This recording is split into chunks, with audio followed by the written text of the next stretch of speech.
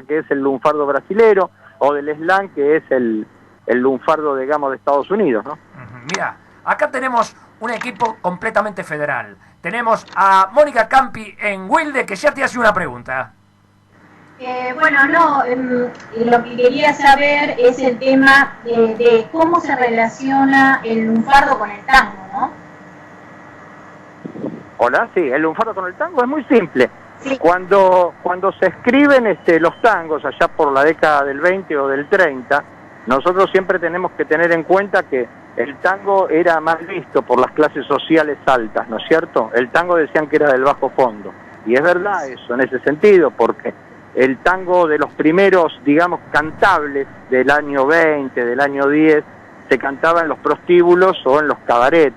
Entonces, no tenían una letra definida. Recién Pascual Contursi, cuando aparece, en la década del 30, ahí empieza un poco el tango y la poesía, pero primordialmente el tango lo que tenía, caso de, por ejemplo, antes de Contursi, por ejemplo, Villoldo, que eran tangos prostibularios, se cantaban los prostíbulos y tenían que ver mucho con el doble sentido, ¿no? Qué polvo con tanto viento, por ejemplo, que la otra cara de la luna, que en realidad tenía otro significado, ¿no es cierto?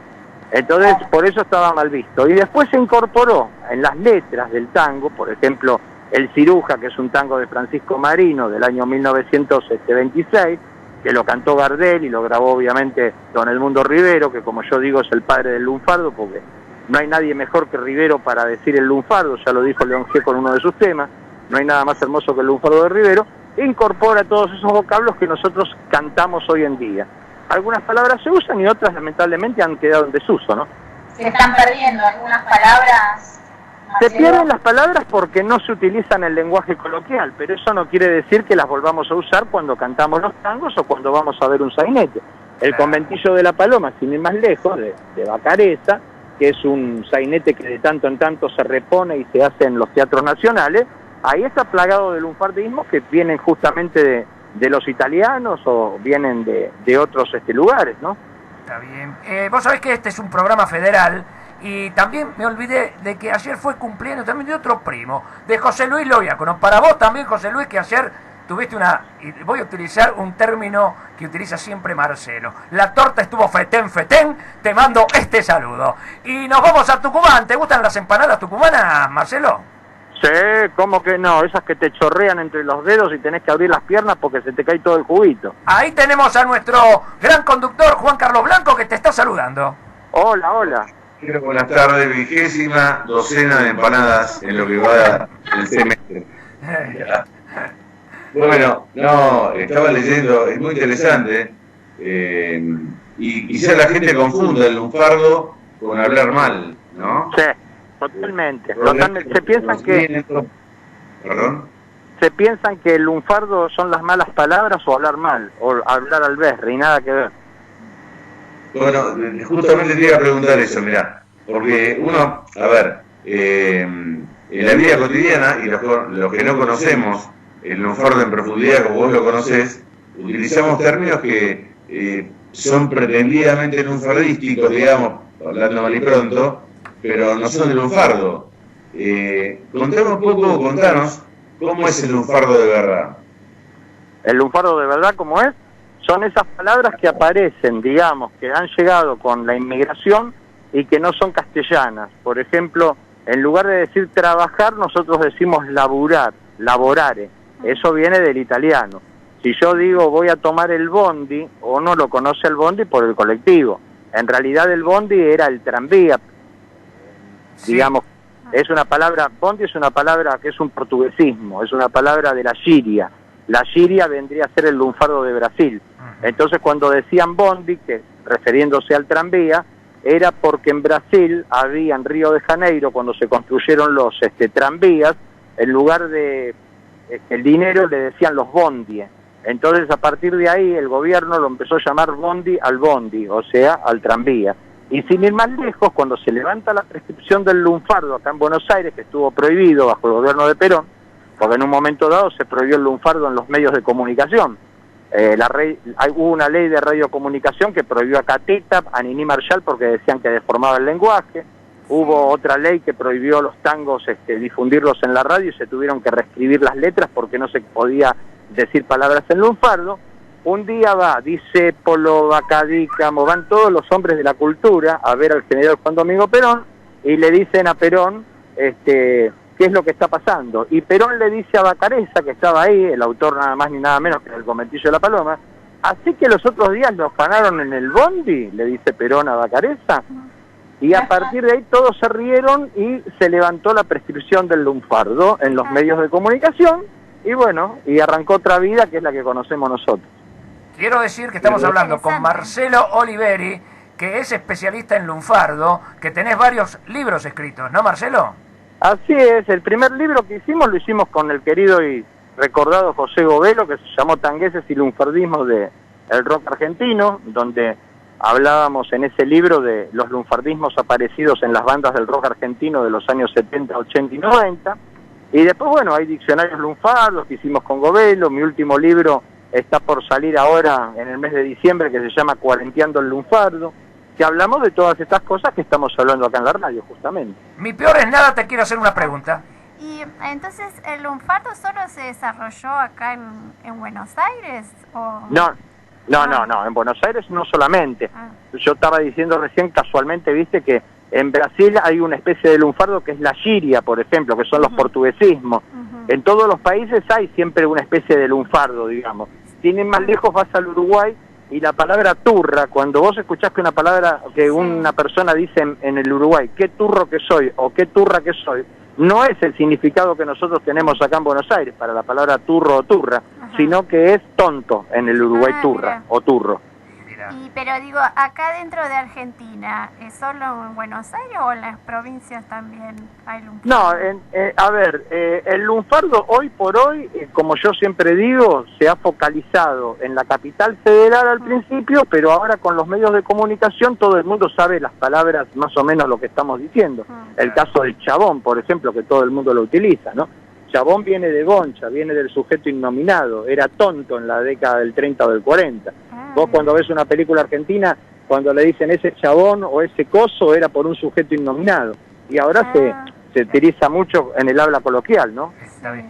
Una preguntita de Mónica Campi, y quiero, antes de olvidarme, Marce, que vos comentes lo que estás haciendo últimamente, no nos olvidemos de eso. ¿Cómo no? Mónica, una preguntita. Sí. Bueno, ahí estaba viendo las obras, Marcelo, y escribiste sobre Rómulo Berruti, unos capos, Rómulo haciendo función privada, lo recuerdo yo, digamos, ¿no? En los programas, ¿no? ¿Por qué escribiste sobre Rómulo? Contanos un poco. Porque es un amigo, porque es una persona que a mí me abrió las puertas, digamos, del mundo del cine, porque me formé mucho yo con toda esa gente, digamos, de la cultura, y un día surgió, él sacó un libro que se llama Salmón con plumas, donde cuenta sus historias en el teatro de revistas, como cuando él era periodista de Clarín, y bueno, y a mí se me ocurrió hacer como una especie, digamos, de homenaje a él, que es un librito, ¿no es cierto? Como también se lo hice a Ben Molar en su momento, que se llama Ben Molar, un fabricante de estrellas. Es gente de la cultura que merece mostrarse y leerse y que la gente lo recuerde el día de mañana. En el caso de Rómulo sigue estando, por suerte, y es bueno que la gente sepa qué han hecho estas personas dentro de los medios de comunicación, cosas muy importantes. Nos vamos a Tucumán. Vamos a Tucumán, venimos a Tucumán. Sí. Marcelo, a ver, te quiero hacer una pregunta medio, por ahí te pareciera tonta, ¿no? Considerando que vos sos un tipo de una profundidad de estudio del lunfardo importantísima, ¿no? Sos académico de la Academia Nacional de Tango, en fin. La pregunta es esta: en la deformación del lenguaje, y no del lunfardo, me refiero al lenguaje coloquial, donde se habla al revés, o ahora empezamos con esta cuestión del lenguaje inclusivo, que es rarísimo para mi gusto, pero bueno, ¿cómo ves eso vos? Bueno, eso no es lunfardo, por empezar. No, el lunfardo está muy establecido, que es la definición que les acabo de dar hace un rato. Eso vendrían a ser neologismos que aparecen dentro del lenguaje, dentro de los medios de comunicación, porque acá tenemos que diferenciar algo muy importante. En la década del 60 y del 70, acá había muchos programas cómicos, ustedes recordarán, la revista Dislocada, Telecómicos, La Tuerca, Olmedo, Porcel, había sketch, se inventaban palabras, como por ejemplo el pendorcho en el famoso Telecómico, se inventaban palabras que la gente después utilizaba, que en realidad eran frases o latiguillos, ¿no es cierto?, que no eran lunfardas, pero sí forman parte del habla cultural y coloquial de Buenos Aires a través de lo que nosotros llamamos neologismos, ¿no? Son neologismos hoy por hoy, son modas pasajeras, hay que ver qué pasa con eso, pero lunfardo no es. Marcelo Oliveri, quiero que nos digas, que vos sos un periodista de espectáculos, ¿qué estás haciendo ahora? Y enseguida, señor operador, quiero comunicarme con nuestro segundo entrevistado y que vos participes también de un importante actor que va a estar con nosotros hoy. ¿Qué te parece? ¿Qué estás haciendo en estos momentos, Marcelo Oliveri? Bueno, un programa que se llama El Tango del Tercer Milenio, que lo estoy haciendo por KTV y K-Radio, que es la radio de la canción argentina. Está los viernes saliendo a partir de las 22 horas como radio y a las 23 horas se puede ver ya el programa de televisión completo en todos los que es las redes sociales, YouTube, en la página de la canción argentina, que es www.lacancionargentina.com. Después estoy por filmar una película la semana que viene o la otra. Esto es nuevo, no lo sabías vos, ni yo lo sabía hasta ayer. Es una primicia. Jorge Colás, que es el director de la película Grisel, donde yo tuve la suerte de trabajar, me llamó ayer para hacer de Nietzsche, nada más ni nada menos, así que con una máscara que me tienen que poner y todo, así que es una primicia que te estoy dando. Una película que es un documental sobre Nietzsche y bueno, yo tengo la suerte de que me llamaran para esa peli y otra película más que empiezo en enero, así que porque también hacemos de actor de vez en cuando cuando me llaman. Qué interesante. Y aparte, Marcelo tiene un kiosco muy importante en la esquina de Corrientes y Paraná, en la esquina del tango, ahí, el kiosco del tango, ¿no es así? Y es emblemático porque no te olvides que ahí enfrente de ese kiosco que tuve la suerte de adquirir hace ya unos 15 años atrás, ahí enfrente nació un poco el tema de la mujer y el tango, porque ahí enfrente estaba el Café Domínguez, que es donde ahora está el Teatro Columbia, donde está el Hotel Columbia. Ahí funcionó el primer café que vendía café express en Buenos Aires y estaba abierto las 24 horas, y se llamaba Café Domínguez. Y ahí, en ese café, nada más ni nada menos, debutó la primera mujer bandoneonista, Paquita Bernardo, con Osvaldo Pugliese, que tenía 21 años y tocaba ahí el piano. Y me das el pie, Marcelo, para presentar ahora a un actor que en Corrientes 1555 tenía su teatro, que se llamaba Liberarte, y que buenas tardes, señor Ricardo Migueles. ¿Cómo va? ¿Cómo va? Qué alegría oírlo. Bueno, una alegría bárbara. Vamos a hacer toda una comunicación entre todos. ¿Qué les parece? ¿Cómo no? Me parece fantástico. Moni, ¿alguna pregunta para Ricardo, para Marcelo? Sí, para Ricardo, estuve viendo que, bueno, que trabajaste a Eugenio Onesco, que fuiste uno de los primeros en trabajar a este dramaturgo acá en Argentina, ¿puede ser? Sí. Uno de los primeros que lo trabajó creo que fue Jorge Petraglia. Ajá. Yo fui alumno de Jorge en la materia, lo tuve en dirección cuando estudiaba pedagogía teatral en el Conservatorio Nacional. Pero en realidad el que me hizo meter en el mundo ionesquiano fue un gran maestro que yo tuve en el Conservatorio Nacional, que fue Miguel Quique Clentac. Y bueno, y a partir de ahí yo empecé a degustar a ese gran genio rumano, y como tenía el atrevimiento de la juventud, me mandé para hacer esos espectáculos tan particulares, ¿no? Porque recuerdo que el primero que hice fue en el Centro Cultural Recoleta, que eran 3 obras cortas. Y, ¿te acordás cómo se llamaban? Era La Laguna, Escena para 4 personajes y Los Saludos. Eran esas 3. Y después la última que hice, que fue con el grupo Los Pepe Biondi, que tuvo como 6-7 años haciéndose ese espectáculo, fue El Rey se muere, que lo hice reducido porque es una obra que dura casi 4 horas. Yo la llevé a 56 minutos.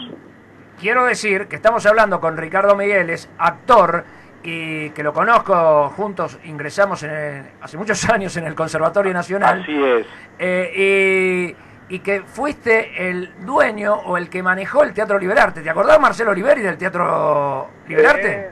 Mirá, el Teatro Liberarte, aprovecho para saludarlo. Dale, saludarlo y hacer una pregunta también, como periodista que sos. Hay que destacar algo. Los que somos, ahora yo tengo 54 años, pero los que en la década del 80, principios de los 90 éramos muy jóvenes y andábamos pululando la calle Corrientes y éramos muy rockeros, las primeras veces que nos acercamos al teatro fue para ver cosas en Liberarte. Sí, yo ahí conocí a Campi, yo ahí conocí ese Campi Busca Puntero, ahí conocí a Guante Vareta, que era una banda que tocaba mucho ahí, y ahí conocí a un montón de artistas que ahora trabajan ya en el teatro comercial o son grandes artistas, como puede ser Belloso y tantos otros, o el mismo Campi, y si no hubiera sido por Liberarte, que fue un lugar donde veía a los Vergara, recuerdo yo. Claro, los Corol. También. Con los Corol. Yo iba mucho ahí, a ver, porque ahí íbamos los jóvenes, y creo yo que todos los que ahora tenemos 50 y pico de años, nos formamos viendo ese teatro. No íbamos a ver el teatro comercial que era para grandes, íbamos a ver ese tipo de teatro que era irreverente, que hablaba de un lenguaje como teníamos nosotros y eran los comienzos de la democracia. Por eso creo yo que es muy importante y una pena cuando cerraron Liberarte, porque ahí se fue un pedazo de nuestra cultura de los 90 y del under. Ricardo, ¿por qué no nos contás la historia de Liberarte y después hablamos de tu historia como actor? Pero es importante porque recién pasábamos y vimos que está cerrado el local y a mí me dio mucha tristeza porque yo ahí hice una obra, gracias a vos, hace unos años atrás, de García Lorca, y cuando se perdió el teatro me parece que se pierde una puerta para todos los actores. Vos sabés que tengo amigos que dicen, no quiero ni pasar por la puerta porque me angustio. Ahora que vos decís, pasé por la puerta, me comentan eso, ¿no? El teatro en realidad tuvo una duración de 30 años. El que lo fundó fue Juano Villafañe, que ahora es el director, uno de los directores artísticos del Centro Cultural de la Cooperación. Y sí, fue en el año 80 y pico. Nosotros, recuerdo que con los Pepe Biondi hicimos ahí algunas funciones de El Rey se muere, cuando Juano Villafañe era el director. Y bueno, después él cuando se fue al Centro Cultural de la Cooperación, yo estaba haciendo Delirio a dúo, otra de Ionesco. Y recuerdo que era un éxito impresionante esa obra. Hacía cola la gente para entrar, era una cosa de locos. Hay un perrito por ahí. ¿De quién es el perrito? Mío no. ¿Vos, Juan Carlos, tu perrito es el que está durmiendo? Bueno. Y entonces, ¿cómo sigue la historia de Liberarte, lo que nos estabas contando? Bueno, y yo me quedo ahí, estaba haciendo el espectáculo y Juano Villafañe un día me dice, mira, yo quiero decirte que yo me voy al Centro Cultural de la Cooperación a dirigir ahí, y si vos te querés hacer cargo del teatro, yo te lo dejo. Le dije, pero escúcheme, yo te puedo salir a escena. ¿Qué me dice? Me dice, bueno, cuando termine la función venga a verme. Bueno, lo fui a ver y me dice, yo me voy, así que si usted se quiere quedar. Le digo, pero escúcheme, Villafañe, yo no soy amigo suyo, nunca tomé un café con usted, no tengo su teléfono, yo vengo acá a hacer un espectáculo como vienen un montón de elencos. ¿Por qué usted me va a dejar este lugar a mí? Y me dice, mire, yo veo el rigor y la disciplina con la que se maneja usted y todo su equipo de gente. Y yo no quiero que venga un loquito acá y en 2 años me haga un desastre en este lugar que yo dejé 15 años de mi vida. Y bueno, y lo consulté con mi equipo, me dijeron, bueno, dale, hagamos, qué sé yo, y me metí. Yo como había sido, él me dice, vos tenés una cosa a favor, que vos fuiste coordinador general del Teatro Nacional Cervantes en la gestión de Dragún. Grande Ricardo, del Chacho. Claro, entonces sabía cómo manejar una sala, porque el Cervantes es un elefante maravilloso, ¿no? Es enorme para manejarlo. Sí. Y entonces, bueno, con esa experiencia y demás, me hice cargo del lugar. La verdad que fue una experiencia maravillosa allí. Conocí gente fantástica, tanto de música como de danza, de teatro, de pintura, porque hacíamos exposiciones también. Fue una experiencia muy, muy linda. Y fue una pena porque el dueño del lugar vendió el inmueble y lo compró un señor que no tenía ni idea de nada, y me pedía 100.000 pesos de alquiler en el año 2017. Entonces me tuve que ir porque era imposible, no.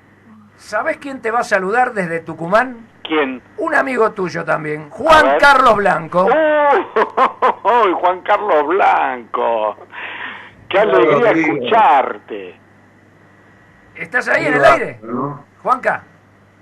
Juan Carlos. Sí, claro. Bueno, primero te saludo, Ricardo, con todo cariño y con un extraordinario de una invasión que hice yo en un bolo. No sé si te acordás. Sí, me acuerdo perfectamente. En el viejo edificio Alas de Canal 7. Sí, señor, con Mario Pasic, Héctor Olivera, el director, si no recuerdo mal. Hicimos ahí un policial. Claro. Yo era uno de los ladrones. Y yo era el otro. Ya empezábamos a robar de niños nosotros. Pero tengo una anécdota, no sé si vos te la vas a acordar. Hicimos una escena en un pasaje en San Telmo. Sí. Que casi nos llevan presos a todos. Sí, porque escucharon los tiros de salva, porque nosotros caíamos muertos ahí porque nos tiraban. Claro. Y vino la policía. No sé cuándo, ¿no? Sí, jaque al delito se llamaba. Jaque al delito, ahí está, sí, sí. Totalmente.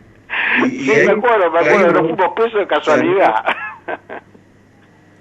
Y llegó la policía y casi íbamos todos presos. Sí. Qué linda historia, ¿no? Lo vivido. Marcelo Oliveri, ¿estás ahí presente? Sí, estoy escuchando atentamente. ¿Y qué me podés decir de toda esta historia del teatro con Ricardo Migueles? ¿Y qué querés que te diga? Lo que dije recién, ¿no? Que fue una parte muy importante porque nos formó a muchos. Mis primeras obras de teatro las vi ahí, en Liberarte, el Paracultural, todos esos lugares que era un circuito donde íbamos los jóvenes, y fue muy importante, porque fue la venida de la democracia, bueno... Claro, exactamente, fue el resurgir de la democracia, que se empezaron a abrir un montón de espacios, el Centro Cultural de San Martín, el Recoleta, y nos daban mucho lugar a la gente joven en ese momento. Exactamente, y convivía el rock con el teatro, entonces eso era muy piola porque uno iba a ver una banda de rock ahí en el Liberarte y de pronto te encontrabas con una obra de teatro antes, o en el medio performance teatrales, y bueno, todo eso fue lo que hoy en día es la continuidad del teatro, ¿no? Porque mucha de esa gente sigue trabajando, por cierto. Claro, exacto. Mónica Campi, en Wilde, la señora de Wilde. Hable. Preguntarle, digamos, a Ricardo, ¿qué prefiere, ser director o actor? ¿O qué le gusta más? A mí la verdad, me pasó una cosa muy curiosa. A mí lo que más me gusta, la verdad, es actuar. Muy bien. La verdad que sí. Y yo tenía este maestro Clenta que me decía, tené cuidado porque cuando te vas a poner a dirigir después no vas a poder actuar. ¿No querés estudiar los libretos? No, y me dice, y le digo, ¿pero por qué? Me dice, porque hay muchos menos directores que actores. Entonces siempre te van a llamar para dirigir. Y era verdad. Lo que pasa, ¿sabés qué me pasó? Que cuando estuve 15 años dirigiendo Liberarte, no quería dirigir más. Me pasó eso, quería otra cosa, porque estaba todo el tiempo yo tomando decisiones. Entonces yo quería estar un poco más relajado, quería estar que otro me dijera qué hacer, cómo interpretar algo, ¿viste? Porque si no estás todo el tiempo como demasiado expuesto a la conducción. ¿Sabés, Ricardo, que tenemos a Marcelo Oliveri, que es un gran periodista de espectáculos, y aparte que escribe sobre el lunfardo? ¿Le querés hacer alguna pregunta? Sí, había un gran crítico que era Ricardo García Olivieri. ¿Tiene algo que ver? ¿Hola? No, nada que ver. Él era García Oliveri y yo soy Oliveri a secas. Ah, bueno. ¿Alguna pregunta sobre el lunfardo? ¿Utilizaste el lunfardo alguna vez en tus obras? Para hacerle una pregunta a Marcelo Oliveri. Mira, a mí nunca hice un espectáculo. Sí hice un espectáculo que tenía que ver con la música, con el tango y eso, porque era que después lo vieron y lo llevé a Noruega, a Suecia y a Dinamarca, que era un espectáculo que tenía que ver con el tango y eso. Sí, a mí me llama la atención de a veces de dónde vienen las palabras, ¿no? Que nosotros utilizamos en lo cotidiano. A ver, Marcelo Oliveri, a esta pregunta. Las palabras es un poco dentro de lo que es la inmigración. Cuando la inmigración llega a Buenos Aires y se asientan los conventillos, empieza a convivir, digamos, ese conglomerado o esa coiné del habla popular. Entonces ahí nos encontramos con, por ejemplo, palabras como, usamos muchas palabras árabes que la gente no sabe, alfajor, almohada, almohadón, todas esas son palabras árabes. O de pronto, como decíamos hoy, ¿no? Bondi es una palabra que viene de los portugueses, y los portugueses cuando se asentaron acá empezaron a usarla. Otra que usábamos muy de chico, me chafó la pelota, me chafó la figurita. Sí, que me afanó, ¿no? De los gitanos españoles. Mira. Chamullar, chamullo, por ejemplo, cuando uno dice cuánto chamullo tiene este chabón. Chamullo viene de chamullar con elle. Eso es el caló de los gitanos españoles, que cuando se asentaron en Buenos Aires y vinieron a vivir acá, se acuerdan que vivían en casas todas, a veces tomadas y ese tipo de cosas por los barrios. Bueno, ellos empleaban ese lenguaje y popularmente pasó a integrarse, digamos, a toda la sociedad. Y sobre todo la televisión, los medios de comunicación, como dije antes, los programas cómicos, utilizaban muchas palabras que las sacaban, digamos, del habla popular. El costumbrismo porteño, como dijo Calé, que hacía el papá de Alejandro del Prado, era Calé, que hacía Buenos Aires en camiseta, que era maravillosas esas viñetas porteñas, ¿no? Hubo una obra de teatro que se hizo hace muchísimos años en el Cervantes, que creo que era Calé.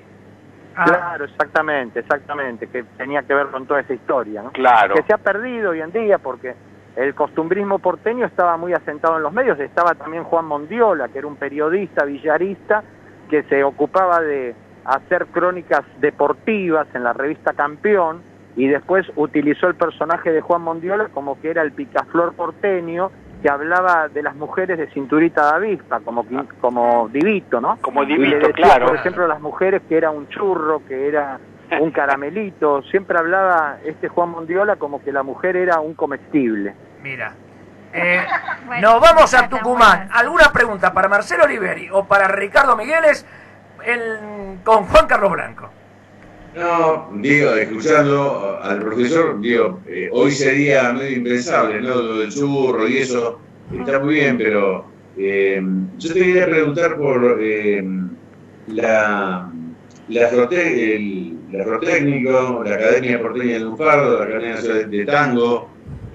¿Cómo fue tu desarrollo en ese sentido?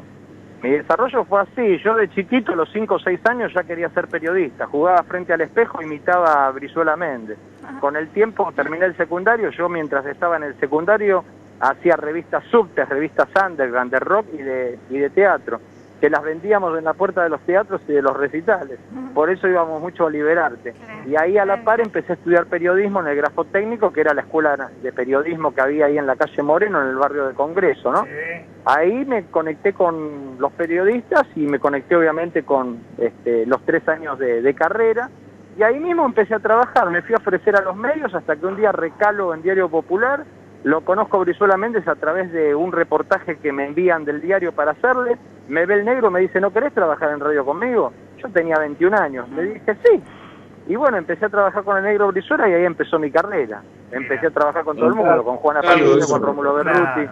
Con Govelo me vinculo a través de un programa de radio que yo tenía en Radio América, que era un programa de rock. Yo estaba los sábados a la tarde y Govelo estaba después de mi programa. Él hacía un programa, digamos, de tango, y me dice un día, oiga, joven, veo que en el rock argentino hay un montón de lunfardos, yo no sabía. Ah, le digo, hay un montón, sí, claro. Me dice, ¿por qué no me hace un trabajo? Me marca los lunfardismos que hay en el rock. A la semana siguiente se lo llevo a la radio, se lo marco y me dice, lo invito a participar de la Academia de Lunfardo. Y ahí empecé a entrar a la Academia de Lunfardo y así fue como empezamos a desarrollar toda esta historia. Ricardo, ¿cómo fueron tus comienzos? Mira, mis comienzos fueron, me estaba acordando mientras él contaba eso, una cosa que dice Eugenio Barba, que dice, siempre el azar está pendiente y se hace presente. Yo nunca había hecho teatro, nada, absolutamente nada. Yo estaba estudiando abogacía en la UBA, y un día un compañero del colegio que estaba estudiando conmigo abogacía, que éramos compañeros también de la facultad, me dice, ¿me acompañás al conservatorio? ¿Conservatorio de qué? De teatro. Le digo, no, ¿para qué? Porque él había estudiado teatro con Gustavo Dileo ya desde los 14 años, acá en Temperley. Y dale, acompañame. Bueno, resulta que lo acompaño. Me dice, dale, anotate. ¿Para qué? Porque no ves que hay que dar un examen, dale, anotate, haceme... No, pero yo no sé nada de esto, le digo yo, porque de verdad nunca había hecho nada. Había recitado alguna cosa en el colegio y eso, pero no había actuado, digamos.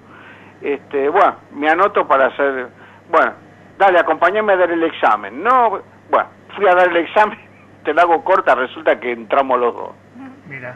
Y a partir de ahí te digo que encontré la vocación y la pasión de mi vida. ¿Quién era ese compañero tuyo de Derecho? Carlitos Uriona, que también dejó y ahora está en Estados Unidos con un grupo de teatro muy importante allá. Porque ¿sabés quién fue compañero tuyo? Y hoy lo recordábamos con Juan Carlos Blanco, que también se recibió de abogado. ¿Quién? Alfredo Cabrera. Claro, Alfredo Cabrera fue compañero mío de primero y segundo año, cuando estudiábamos en el conservatorio, que la profesora nuestra era Mónica Galán. Ah, qué hermosa. Y Alfredo fue el representante de Saviola. Sí. Moni, ¿alguna pregunta para estos dos genios que tenemos hoy en la tarde de La Luciérnaga? Bueno, sí, en realidad Marcelo estaba hablando sobre palabras árabes. Se me ocurre cachafaz termina con Z, ¿debe ser árabe? Hola, no, cachafaz no es una palabra que viene, digamos, del lenguaje bajo de los italianos. Ah, perfecto. ¿Y qué encontraste? ¿Te acordás en qué canciones de rock o qué autores o qué cantante usaba más el lunfardo? ¿Te acordás de aquella investigación? Sí, como no. Mira, en el teatro, digamos, el lunfardo lo encontrás en los que son los sainetes populares, como el caso del debut de La Piba de Cayol, en el Conventillo de la Paloma, que yo siempre se lo doy a los alumnos como base para leerlo, para que lo estudien, y cuando lo están representando lo llevo al Cervantes o en el lugar que está y lo llevo a ver eso, porque es maravilloso cómo se utiliza todo el lenguaje lunfardo. Y después en el rock argentino, bueno, grupos como La Renga, los mismos Redonditos de Ricota, el mismo Morris en su momento, utilizan palabras lunfardas, ¿no es cierto? Y todo lo que es el rock chabón, que le dicen rock chabón en los últimos años, en los 90. Y después pasó a la cumbia villera, ¿no? En Los Pibes Zorros, Yerba Brava, Damas Gratis, que tienen muchísimo lunfardo, inclusive inventaron palabras, como el caso de, en lugar de decir porro o cigarrillo de marihuana, dicen vamos a fumanchar, fumanchero, fumanchero loco, bueno, el churro verde, bombacha floja. Es decir, todas esas palabras fueron surgiendo, digamos, del imaginario popular, como es la cumbia villera. No nos olvidemos de algo, el tango cuando empezó no era cosa de viejos, el tango era cosa de jóvenes, todos jóvenes con muchas inquietudes, y empezó en los lugares más marginales y terminó en el Colón. El rock argentino empezó en sótanos, en cuevas, y terminó en lugares me parece importantes. También que empezó como una improvisación, por lo que dijiste, cuando empezaba en los prostíbulos y se cantaba, me imagino que era medio de improvisación eso, ¿no? Claro, por eso no ha quedado registro de eso, y por eso se señala siempre que el tango canción aparece con Pascual Contursi en la década del 30, ¿no? A partir de ahí podemos estar hablando de un lenguaje tanguero ya, digamos, como que no es del bajo fondo, ¿no es cierto? Ahí empieza a cambiar la historia. Ricardo, sí.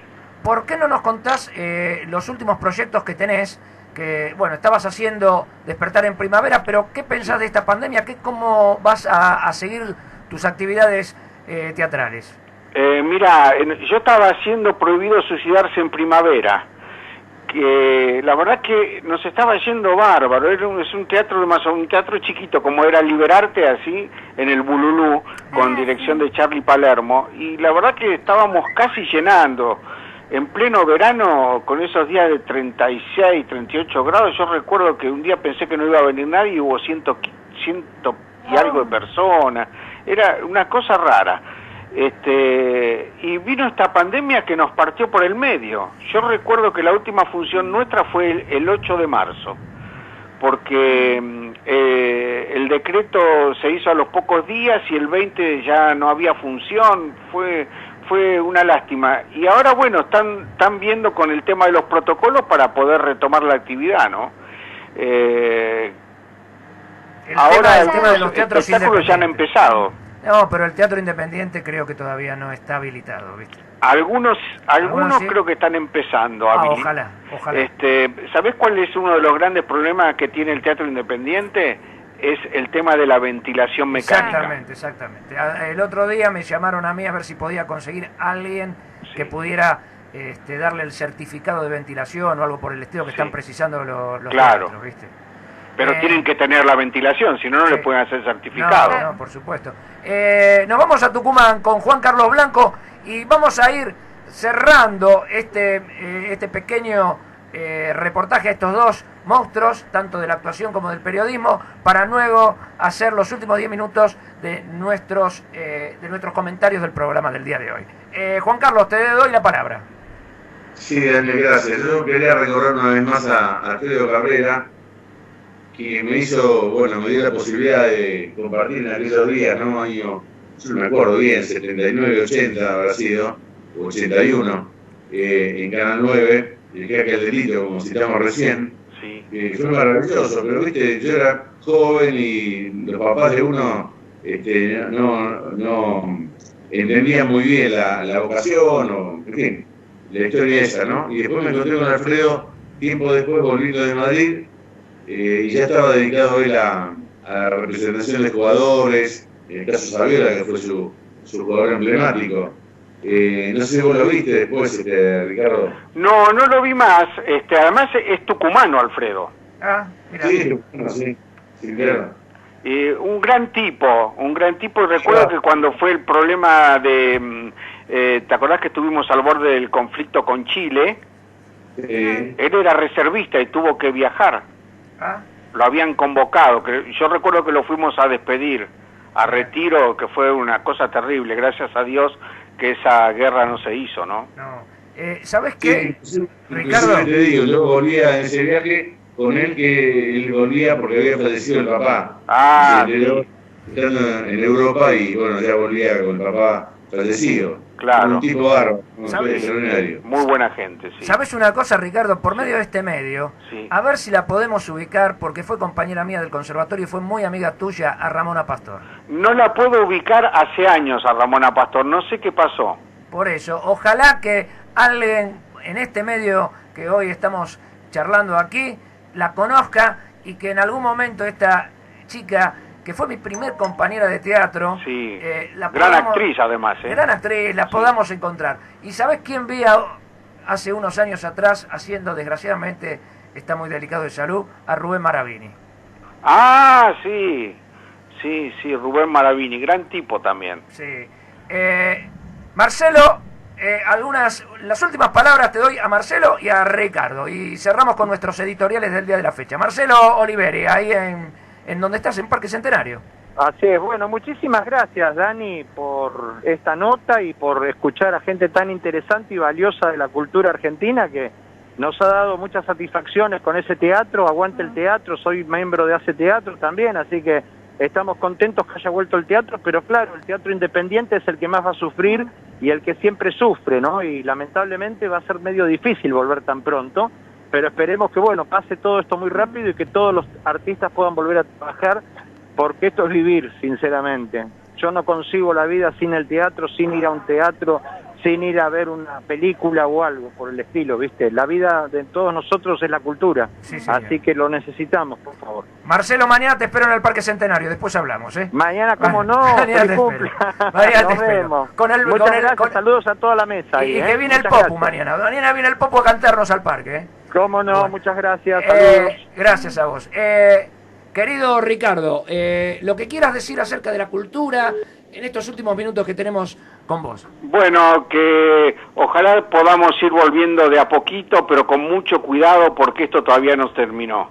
El virus ya vemos lo que está pasando en Europa. Yo hoy hablé con una sobrina mía que está viviendo en Italia y están en un momento muy, muy difícil. Y bueno, y seguir apechugando. Yo todo este tiempo me dediqué a fastidiar a la gente con algunos monólogos que hacía y subía al Facebook, a internet, para que la gente se divirtiera un poco. Me divertí mucho, Ricardo, me divertí mucho con cómo te estoy viendo. Y bueno, estuve estudiando, aunque no lo quieras creer, dos monólogos que yo ya había hecho. Uno cuando estudiaba en el conservatorio, que me dirigía Nina Cortese, ¿te acordás?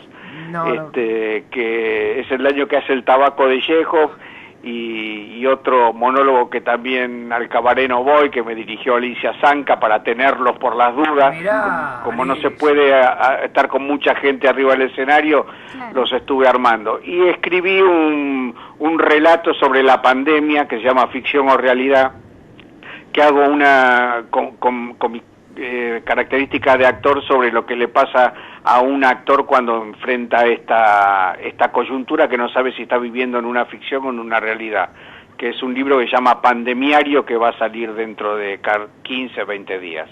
Así que bueno, tratando de seguir adelante y no caerse en una situación tan complicada. Ricardo, nosotros que somos de la misma edad, nos tenemos que encontrar un día y hacer algo juntos. ¿Cómo no? Con mucho gusto. ¿Te parece? Con mucho gusto. A mí me encantaría. Me encantaría. No se olvide, por favor. ¿De quién? De Juan Carlos. Ah, de vos, de Juan Carlos. Claro, obvio. Al extra, lo ponemos como extra. Que ya esto es. Yo tengo un monólogo de media hora. Sí. Por favor. Además lleva las empanadas. Claro. Pero claro. Sí, voy a llevar, dependiendo si me dan un carrito de paz. Si estamos todos juntos va a venir otra vez la policía como la vez pasada. Che, Ricardo, vos sabés que nuestro programa dura 60 minutos. Me querría estar más tiempo con vos, hablando de toda esa época que nosotros vivimos juntos, que fue hermosa. El conservatorio lo recuerdo cuando ingresé, porque fue todo un sueño estar ahí adentro con los compañeros que conocí. Sí, sí. Gracias, Ricardo, por esta nota. Gracias. Pero no es la última, ¿eh? En cualquier momento nos encontramos y vamos a hacer algo juntos.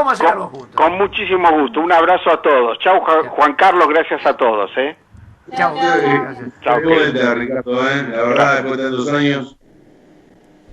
Se nos fue Ricardito y ahora, sí, algo querías decir vos. Sí, que yo me sentí identificada con lo que dijo Marcelo Olivieri, porque bueno... Oliveri. Marcelo Olivieri, bueno, porque yo en los primeros 90 era veinteañera y rockera, y bueno, justamente me acerqué al teatro yendo a Liberarte, y ahí vi a los Messi con Carlos Belloso y Damián Dreisig, vi al Mago Perpim, a Campi creo que no lo vi en Liberarte, lo vi en el Bululú, que me acabo de enterar que sigue existiendo, que no lo conocía. Sigue existiendo. Y no sé quién más vi, a los Vergara también los vi. Y es cierto que yo si bien mis padres me han llevado a ver teatro comercial de chica, no vi nada que me haya llamado la atención y me acerqué a través de esos lugares. Y usted se acercó a mí, que soy un gran actor nacional. Pero bueno. Escúchame, Campi, ¿estás ahí? Sí, estoy escuchando. Vamos a hacer lo siguiente. Sí. Vamos a dividir este tiempito que tenemos, porque Juan Carlos nos quiere decir algo importante en tu